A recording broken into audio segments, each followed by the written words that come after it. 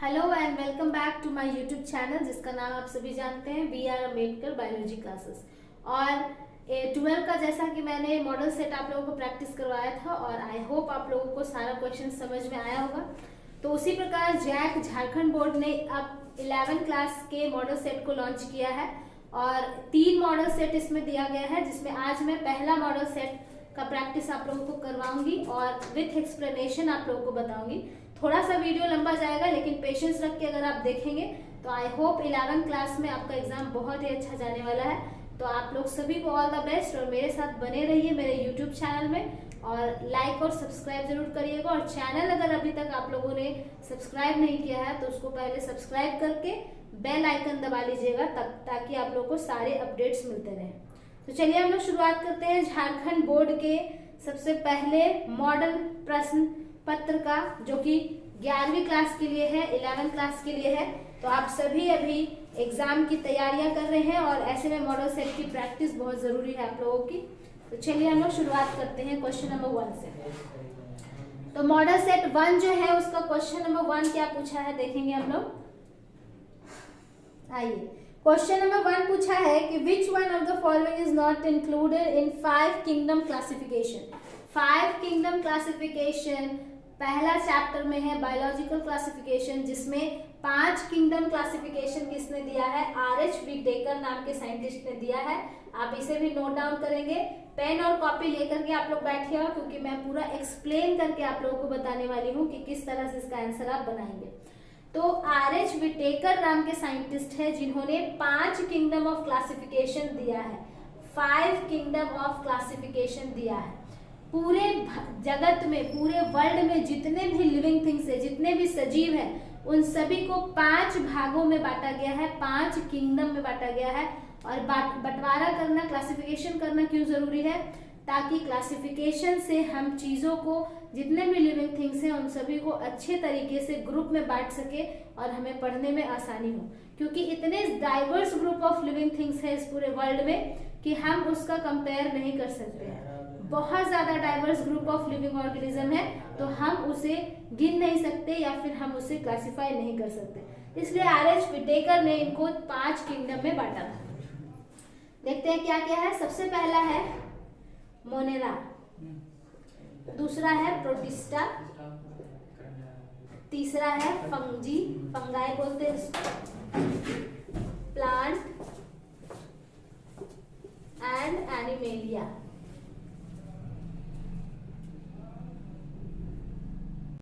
हाँ, तो जैसा कि आप लोग देख रहे थे, आर.एच. व्हिटेकर नाम के साइंटिस्ट ने 5 किंगडम ऑफ क्लासिफिकेशन दिया है, जिसमें मोनेरा है, प्रोटिस्टा है, फंगी है, प्लांटी है और एनिमेलिया है। मोनेरा ग्रुप में कौन आते हैं, तो बैक्टीरिया आते हैं। पेन और कॉपी आप लोग निकाल करके रखेंगे, जो भी मैं बताऊंगी उसको जरूर याद कर लेंगे क्योंकि मॉडल सेट से ही क्वेश्चन आएगा ऐसा जरूरी नहीं, मॉडल सेट से रिलेटेड क्वेश्चन आएंगे। तो इसलिए आप जो मैं समझा रही हूँ उसे आप पेन कॉपी ले करके लिखेंगे और याद भी करते जाएंगे। तो मोनेरा में कौन आते हैं, जितने भी बैक्टीरिया ग्रुप के हैं वो सभी मोनेरा में आते हैं।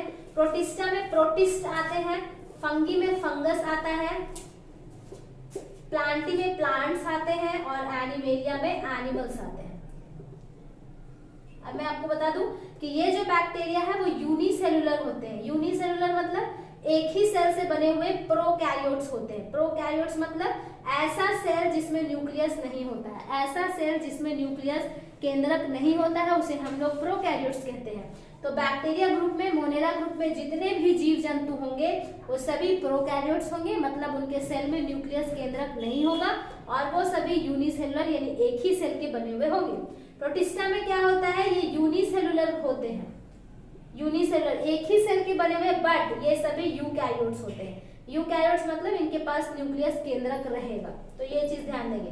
बाकी इधर से सभी हो जाएंगे मल्टीसेलुलर, इधर से सभी हो जाएंगे मल्टीसेलुलर और इधर से सभी हो जाएंगे यूकैरियोट्स, यानी कि न्यूक्लियस सभी के पास रहेगा। तो आर.एच. व्हिटेकर ने 5 किंगडम में बांटा था। क्वेश्चन क्या पूछ रहा है वो हम लोग देख लेते हैं कि which one of the following is not included in 5 kingdom classification. तो देखेंगे हम लोग, प्लांटी दिख रहा है आप लोगों को, प्लांटी है 5 किंगडम क्लासिफिकेशन में, एनिमेलिया भी है, फंगाई भी है, लेकिन वायरस इसमें नहीं है। तो वायरस इसका हो जाएगा आंसर, क्योंकि पूछा है कि कौन 5 किंगडम क्लासिफिकेशन में नहीं है, तो इसका सही आंसर क्या हो जाएगा, सी हो जाएगा। सही आंसर क्या हो जाएगा? सी हो जाएगा। अब आइए क्वेश्चन नंबर 2 हम लोग देख लेते हैं। तो क्वेश्चन नंबर 2 में क्या बोल रहा है? Which classification system is based on natural affinities among the organism? जिन जीवों में जो नेचुरल एफिनिटीज है, नेचुरली एक दूसरे से जो रिलेटेड है, उनको कौन सा सिस्टम ऑफ क्लासिफिकेशन बताता है? तो बहुत सारे सिस्टम ऑफ क्लासिफिकेशन बताए गए हैं, जिसमें नेचुरल सिस्टम ऑफ क्लासिफिकेशन है, इवोल्यूशनरी सिस्टम ऑफ क्लासिफिकेशन है, फाइलोजेनेटिक सिस्टम ऑफ क्लासिफिकेशन है। तो जाहिर सी बात है कि नेचुरल एफिनिटीज है तो नेचुरल के लिए ही बोलेगा। तो इसका आंसर क्या हो जाएगा? A is the right answer. 3 number question में हम लोग देखते हैं क्या होता है। 3 नंबर क्वेश्चन में हम लोग देखते हैं क्या होता है। तो 3 नंबर क्वेश्चन में क्या है? Casual organism of potato spindle tuber, disease का नाम है ये potato spindle fever tuber, sorry potato spindle tuber क्या है? एक बीमारी है जो कि प्लांट्स में होता है। और कौन से प्लांट्स में होता है? जाहिर सी बात है, नाम है पोटैटो, तो पोटैटो के प्लांट्स में ये बीमारी होती है। तो ये बीमारी जो है वो किससे होती है ये पूछा आपको, तो वायरस से ये बीमारी होती है। ज्यादातर जो प्लांट में आप देखेंगे पत्ते मुड़ जाता है, जिसको पत्तों का मुड़ना हो गया या फिर व्हाइट स्पॉट हो गए, और इस तरह का अगर आपको क्वेश्चन पूछता है तो ये सारा जो डिजीज है वो वायरस से होने वाला डिजीज है। और वायरस अगर अटैक कर देता है पत्तों पर तो फोटोसिंथेसिस अच्छे से नहीं हो पाएगा और फिर उसका भोजन नहीं बन पाएगा, तो बाकी का सारा प्रोडक्ट भी नहीं बन पाएगा। क्वेश्चन नंबर 4 हम लोग देखते हैं क्या है। तो क्वेश्चन नंबर 4 में है reduce male gametophyte in plant is called. तो आप लोग को बता दें प्लांट में मेल और फीमेल क्या होता है।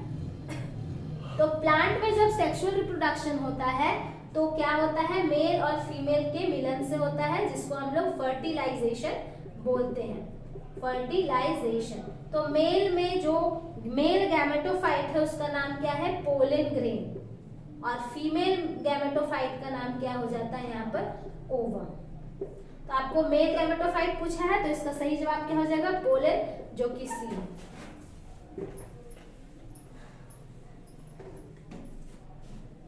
अब आते हैं क्वेश्चन नंबर 5 में। 5 क्या पूछता है? The process of double fertilization is characteristic feature of. अब ये डबल फर्टिलाइजेशन क्या होता है? तो आप लोग को बता दें कि सबसे पहले इसका आंसर बता दूं कि इसका आंसर ए होगा, एंजियोस्पर्म्स। एंजियोस्पर्म्स क्या होता है? जितने भी फ्लावरिंग प्लांट्स होते हैं, फ्लावरिंग प्लांट फूल जिसमें होते हैं, जितने भी फूल वाले पौधे आपको दिखेंगे उन सभी को हम लोग एंजियोस्पर्म्स बोलते हैं। और जिसमें फूल नहीं होते हैं, नॉन फ्लावरिंग प्लांट्स अगर हम लोग बोले तो उसको हम लोग जिम्नोस्पर्म्स कहते हैं। जिम्नोस्पर्म्स कहते हैं। लिख लीजिए आप लोग, इसको नोट कर लीजिए। एंजियोस्पर्म्स किसको कहते हैं? फ्लावरिंग प्लांट्स को। और जिम्नोस्पर्म्स किसको कहते हैं? नॉन फ्लावरिंग प्लांट्स को, जिसमें फ्लावर्स नहीं होते हैं। तो डबल फर्टिलाइजेशन किस में होता है? एंजियोस्पर्म्स में होता है, डबल फर्टिलाइजेशन। अब मैं शॉर्ट में बताऊंगी ये डबल फर्टिलाइजेशन क्या होता है, बहुत इंपॉर्टेंट है, एकदम ध्यान से देखिएगा। डबल फर्टिलाइजेशन में क्या होता है? मेल गैमेट जो है यानी पोलन ग्रेन जो है वो पोलन ग्रेन जर्मिनेट करता है। जर्मिनेट, जैसे आप देखेंगे चना अंकुर हो जाता है उसी प्रकार से ये जर्मिनेट करता है। अंकुरित दाल होती है, अंकुरित चना होती है, आप लोग देखेंगे तो अंकुर कर जाता है, ये जर्मिनेट कर जाता है। और जर्मिनेट करके ये डिवाइड करता है, सेल डिवीजन, माइटोसिस से डिवाइड करके ये दो पोलन ग्रेन यानी 2 मेल गैमेटोफाइट बना देता है। और ये दोनों मेल गैमेटोफाइट जो है वो फीमेल के ओवम में 2 जगह पर जाकर के मिलता है, 2 जगह पर। तो इसी को हम लोग बोलते हैं डबल फर्टिलाइजेशन, क्योंकि ये डबल बार फर्टिलाइज कर रहा है। एक जो है वो एग के साथ फर्टिलाइज करता है और एक जो है वो पोलर न्यूक्लियाई के साथ फर्टिलाइज करता है। आप इतना ही अभी याद रखेंगे, क्लास 12 में इसको डिटेल में आपको पढ़ना है कि किस तरह से ये होता है। तो एक जो मेल गैमेटोफाइट है वो किसके साथ फ्यूज करता है? एग के साथ। और दूसरा मेल गैमेटोफाइट किसके साथ फ्यूज करता है? पोलर न्यूक्लियाई के साथ। तो 2 बार ये करता है, इसीलिए इसको क्या बोलते हैं? डबल फर्टिलाइजेशन बोलते हैं। क्वेश्चन नंबर 6 में आते हैं, सेल थ्योरी किसने दिया था? तो सेल थ्योरी दिया था सिडेन एंड सिवान ने। तो ये क्वेश्चन बहुत ही ट्रिकी है, आप इसको ध्यान से सुन लीजिएगा। 3 क्वेश्चन इससे रिलेटेड पूछे जाते हैं। पहला क्वेश्चन है कि सेल की डिस्कवरी किसने की थी? तो सेल की डिस्कवरी की थी रॉबर्ट हुक ने। लिख लेंगे आप लोग, रॉबर्ट हुक ने सेल की डिस्कवरी की थी। लेकिन सेल थ्योरी दिया किसने था? तो सेल की डिस्कवरी किसने की थी? रॉबर्ट हुक ने। सेल थ्योरी किसने दिया था? तो सेल थ्योरी दिया था सिडेन एंड सिवान ने। लेकिन इसी सेल थ्योरी की मॉडर्नाइज किसने किया था? मॉडर्न सेल थ्योरी किसने दिया था? मॉडर्न सेल थ्योरी किसने दिया था? तो रुडोल्फ विर्चो ने दिया था। रुडोल्फ विर्चो ने दिया था। ठीक है, तो ये 3 क्वेश्चन इससे रिलेटेड पूछे जाते हैं। इसमें से आपको कोई भी क्वेश्चन डाल के पूछ सकता है, जरूरी नहीं है जो मॉडल सेट में दिया वही क्वेश्चन रिपीट हो, आप ध्यान देंगे। तो ये तीनों क्वेश्चन को आप अपने डायरी में या कहीं भी लिख रहे हैं तो लिख लीजिए, ये तीनों क्वेश्चन रिपीट हो सकता है।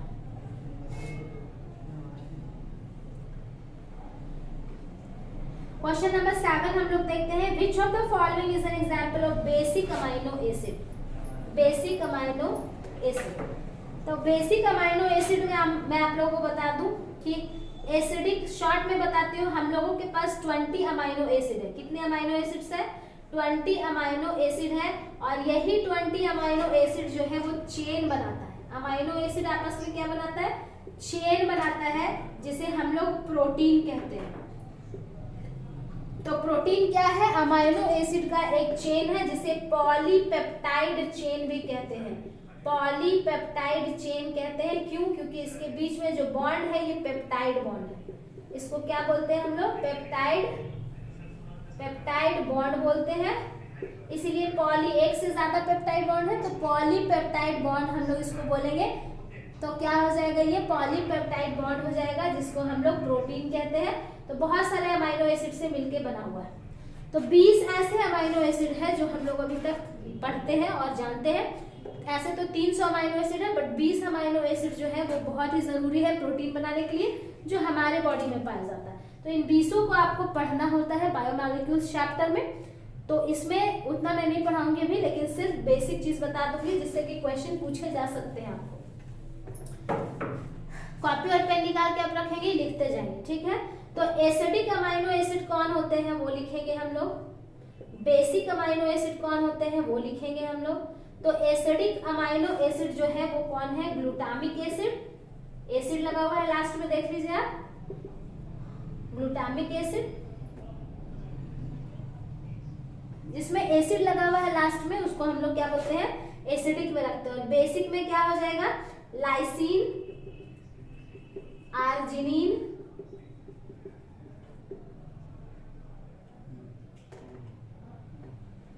ये हो जाएगा बेसिक अमाइनो एसिड। और इसमें एक और हो जाएगा एस्पार्टिक एसिड।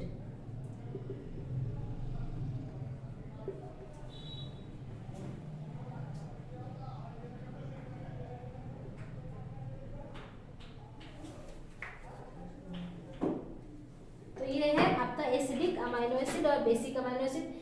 पूछता है इम्यूनो ग्रुप किस में होता है? तो प्रोलीन में होता है। फिर पूछता है सल्फर कंटेनिंग अमाइनो एसिड किस में होता है? तो मिथियोनीन में होता है। मिथियोनीन में और सिस्टीन में। ये सब अमाइनो एसिड्स के नाम है। आप इतना जरूर पढ़ ले, इतना आपको आ सकता है एग्जाम में। ठीक है, और भी बहुत सारे हैं, लेकिन बेसिक चीजें मैं बता रही हूँ। बहुत ज्यादा उतना टाइम इसमें देने से ये नहीं होगा, लेकिन आपको मैं फिर से एक्सप्लेन करूंगी एक एक चैप्टर, तब आप उसमें समझ लेंगे। तो ये आप लोग नोट कर लेंगे।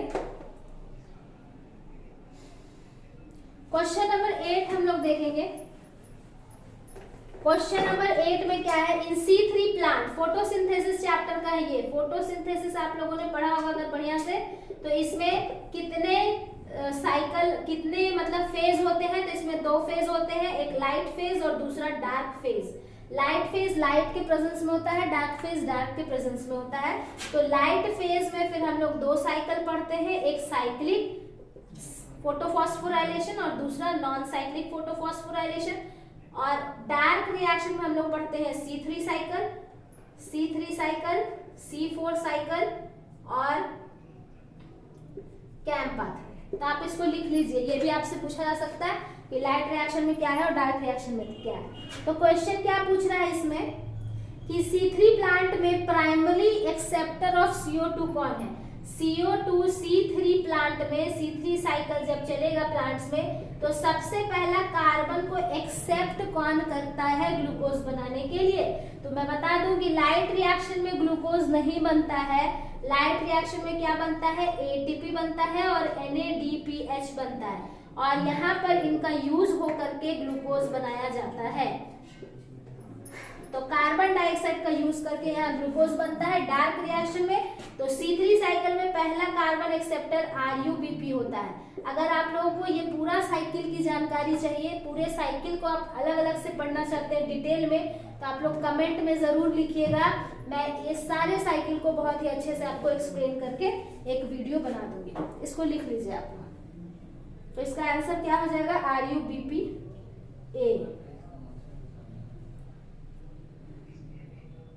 फिर है symbiotic nitrogen fixation is associated with. Question number 9, symbiotic association किसमें होता है, तो राइजोबियम नाम का एक बैक्टीरिया है जो कि सिम्बायोटिक एसोसिएशन करता है। दलहनी पौधों के जड़ों में ये रहता है, दलहनी पौधों के जड़ों में ये रहता है, और क्या करता है, प्लांट्स इसको क्या देता है, घर देता है, और बदले में ये एटमॉस्फेयर के नाइट्रोजन को फिक्स करके प्लांट्स को देता है। प्रोसेस को क्या बोलते हैं, नाइट्रोजन फिक्सेशन। क्या बोलते हैं, नाइट्रोजन फिक्सेशन। और राइजोबियम को क्या बोलते हैं, नाइट्रोजन फिक्सिंग बैक्टीरिया। तो ये हो गया क्वेश्चन नंबर 9। क्वेश्चन नंबर 10 हम लोग देखेंगे क्या है, तो मियोटिक प्रोफेज 1 का फाइनल स्टेज क्या है।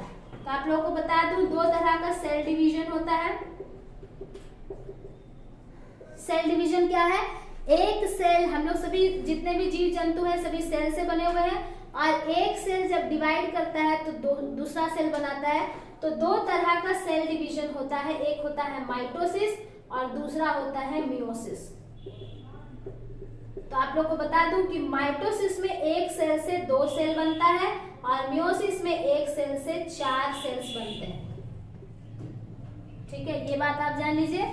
तो मियोसिस में बहुत सारे फेज होते हैं, मियोसिस 1 होता है और मियोसिस 2 होता है, और मियोसिस 1 में भी बहुत सारे फेज होते हैं। आप इसको लिख लेंगे, मियोसिस 1 में भी बहुत सारे फेज होते हैं। तो पूछ रहा है prophase, metaphase, anaphase and telophase, 4 phase होता है। और इसमें प्रोफेज में भी फिर बहुत सारे फेज होते हैं, है ना, leptotene, zygotene, pachytene, diplotene and diakinesis, इतने सारे स्टेप्स होते हैं इसमें। तो पूछा है कि मियोसिस प्रोफेज 1 में लास्ट फेज क्या है, तो मियोसिस 1 के प्रोफेज 1 का लास्ट स्टेज क्या है, डाइकाइनेसिस। तो इसका आंसर क्या हो जाएगा, डाइकाइनेसिस हो जाएगा। A is the correct answer, A is the correct answer.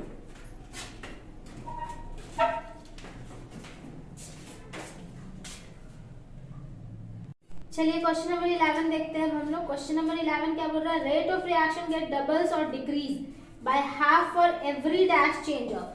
तो किसी भी रिएक्शन, कोई भी रिएक्शन अगर हमारे बॉडी में होता है या प्लांट्स की बॉडी में किसी भी जीव जंतु में, तो उसका रिएक्शन या तो फास्ट हो सकता है या तो स्लो हो सकता है अगर 10 डिग्री सेल्सियस भी टेम्परेचर कम हो जाए। कितना डिग्री सेल्सियस, 10 डिग्री सेल्सियस भी अगर अरक फरक हो जाए, इधर उधर हो जाए टेम्परेचर, तो रेट ऑफ रिएक्शन में फर्क पड़ने लगता है। तो इसका सही जवाब क्या है, 10 degree Celsius, that is a. 12 number question देखते हैं क्या है, Which one is the example of purine? Very important question, और ये भी बहुत डिटेल है, आप इसको जरूर कॉपी पेन निकाल के लिखिएगा, इससे दूसरा क्वेश्चन भी पूछ सकता है। तो आप लोगों को बताया तो डीएनए और आरएनए, इसका नाम आप लोग जरूर सुने होंगे। तो ये दोनों 3 चीजों से मिलकर के बना हुआ होता है, फॉस्फेट से, शुगर से, शुगर मीन्स कार्बोहाइड्रेट, और यहाँ पर जो शुगर है वो 5 कार्बन का होता है। कितने कार्बन का, 5 कार्बन का, इसीलिए इसको पेंटोज शुगर कहते हैं, पेंटोज शुगर, और इसे राइबोज शुगर भी कहते हैं। ये बात आप याद रखेंगे। तो डीएनए और आरएनए तीन चीजों से बना है, फॉस्फेट यानी फॉस्फोरस जो है, शुगर, और यहाँ पर आ जाता है last nitrogenous basis, nitrogenous basis. और ये नाइट्रोजिनस बेसिस दो तरह का होता है, purine and pyrimidine, purine and pyrimidine. और फिर अगर हम लोग देखेंगे तो प्यूरिन भी दो तरह का होता है, A for adenine and G for guanine, A for adenine and G for guanine. और पिरामिडीन तीन चीज से होता है, यूरासिल, थायमीन और साइटोसिन, ये तीन चीजों का मिलकर के बना हुआ है। इसका भी फुल फॉर्म लिख देते हैं, एडेनिन एंड ग्वानिन। तो ये हो गया आपका प्यूरिन एंड पायरीमिडीन। तो ये है डीएनए आरएनए का फुल नोट्स, आप इसको जरूर लिख लीजिए, कोई भी क्वेश्चन आपसे पूछा जा सकता है। और अगर हम लोग डीएनए की बात करें तो डीएनए में ए यानी एडेनिन जो एक प्यूरिन एक पायरीमिडीन के साथ बॉन्ड बनाता है, तो ए जो है वो थायमीन के साथ बॉन्ड बनाता है और जी जो है वो ट्रिपल बॉन्ड बनाता है साइटोसिन के साथ। उसी तरह आरएनए में थायमीन नहीं होता है, तो ए जो है वो यू के साथ बॉन्ड बनाता है और जी जो है वो सी के साथ। ये जरूर से जरूर आप लिख लें, कोई भी क्वेश्चन इससे पूछा जा सकता है। तो इसका सही जवाब क्या हो जाएगा, which one is an example of purine. आप लोग खुद बता दीजिए प्यूरिन में कौन आता है। तो प्यूरिन में क्या दिख रहा है आपको, एडेनिन और ग्वानिन। तो इसका आंसर क्या हो जाएगा, adenine. Answer D is the right answer. इसको लिख लीजिए जूम करके, पॉज करके इसको लिख लीजिए आप लोग।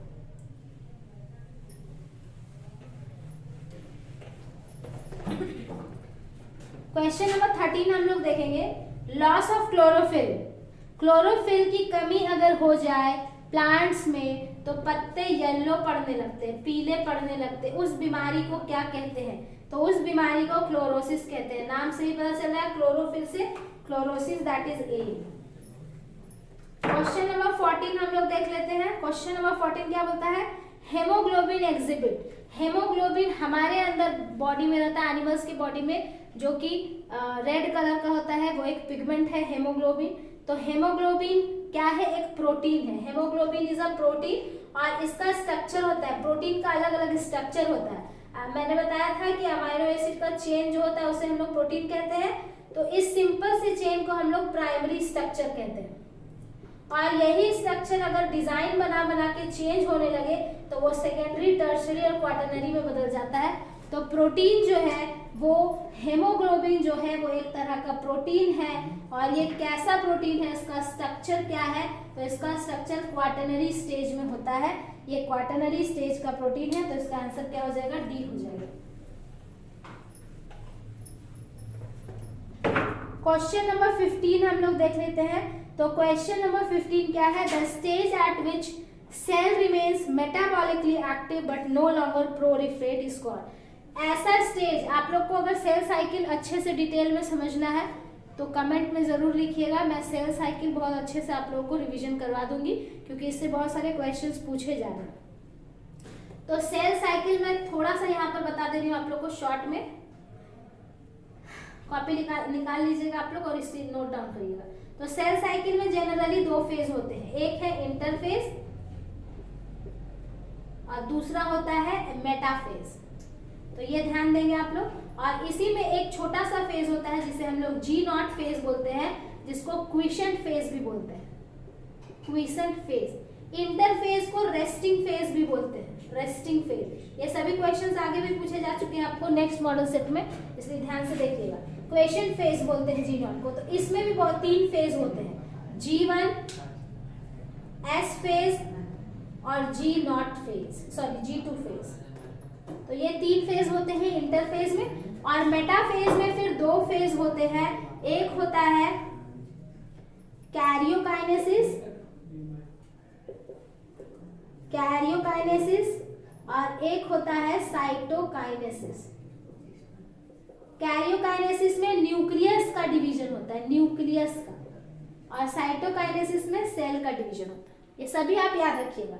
अब यहाँ पर कैरियोकाइनेसिस में भी फिर चार फेज होते हैं, prophase, metaphase, anaphase and telophase. और यहाँ पर फिर सेल का ग्रोथ हो जाएगा, डबल हो जाएगा सेल। तो ये आप लिख लीजिए, इसको समझ लीजिए बढ़िया से। और अगर आपको और डिटेल में इसको समझना है तो आप कमेंट में लिखेंगे, मैं इसका अलग से एक टॉपिक नोट्स बना करके यूट्यूब में डाल दूंगी, आप लोग जरूर से देख लीजिएगा।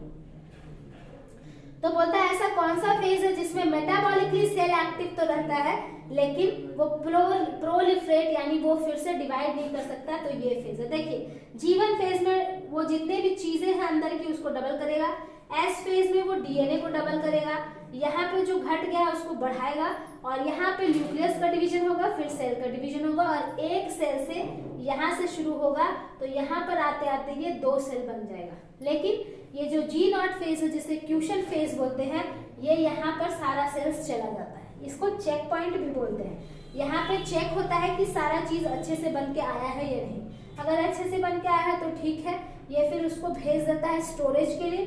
अगर अच्छे से बन के नहीं आया है तो फिर से ये G1 में भेज देता है कि आप फिर से एक चक्कर लगा के आइए, सब सही करके आइए, ठीक है। तो बोलता है कि कौन सा ऐसा स्टेज है जिसमें फिर से प्रोलिफरेट नहीं करेगा सेल, तो वो हो जाएगा क्वोशिएंट फेज, G0 फेज। तो आंसर आपका क्या हो गया, सी हो गया। इसको बना लीजिए अच्छे से।